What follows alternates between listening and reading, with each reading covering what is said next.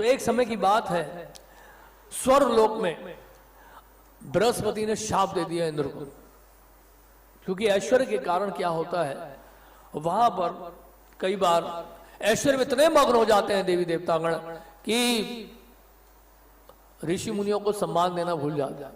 कि इंद्र को भी शाप दिया बृहस्पति ने, और बृहस्पति के शाप के कारण इंद्र को सुअर की योनि में जाना पड़ा। सुअर की योनि में गए तो परिवार था उनका फिर अपना, और आपने देखे सुअर तो कितने सारे बच्चे पैदा करता है, बहुत सारे पिगलेट्स होते हैं, छोटे छोटे सुअर बहुत सारे, देखा नहीं आपने? और सुअर भी जो है, हंसीएगा नहीं, इंद्र जब सुअर बन सकता है तो हम क्यों नहीं बन सकते हैं? स्वर्गलोक के राजा है। स्वर्गलोक राजा कौन बनता है? जिसने 100 अश्वमेध यज्ञ किए हो।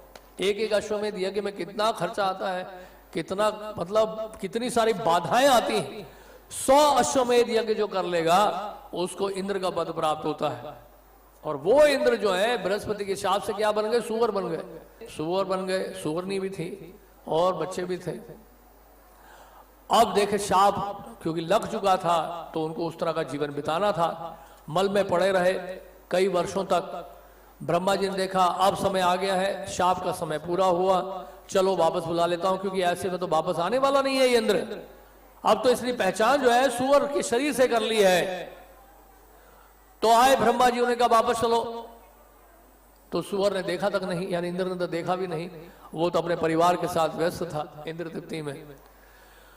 तो ब्रह्मा जी ने क्या जबरदस्ती की और उस सुअर के बच्चों को उठाया, पिगलेट्स को उठाया और एक सरोवर में डाल दिया, एक झील में, एक लेक में डाल दिया।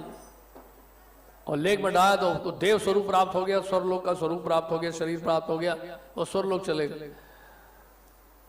और ऐसे में जो है वो बहुत कुपित हो गया वो सुअर। इंद्र यानी कि सुअर के शरीर में जो था बहुत क्रोधित हुआ। अरे ये कौन है व्यक्ति? ब्रह्मा जी कह रहे चलो चलो। ब्रह्मा जी बोलती तुम कौन हो भाई? मैं दाढ़ी रखी हुई तुमने और 4 सर, मैं तुम्हारी बात क्यों सुनूं?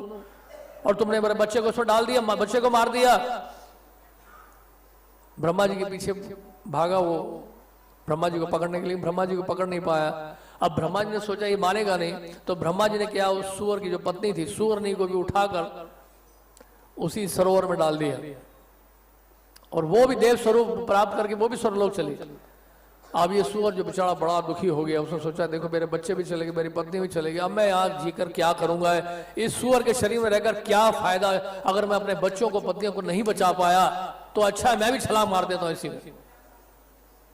तो सुअर ने भी छलांग मार दिया किसमें? सरोवर में। और इस तरह से देव स्वरूप प्राप्त हुआ। वापस चले गए स्वर्गलोक में इंद्र का पद संभालने के लिए। ब्रह्मा जी ने कहा आप कैसा लग रहा है आपको? आप वापस जाना चाहते हैं उस सुअर के शरीर में? आपको मैं व्यवस्था कर दूंगा आपके लिए। बोले नहीं नहीं मुझे नहीं जाना, मुझे वहां नहीं जाना, उसके बारे में आप बताइएगा भी मत, मैं वो शरीर देखना भी नहीं चाहता हूं, उस सुअर को देखना भी नहीं चाहता मैं। तो इस तरह से क्या है,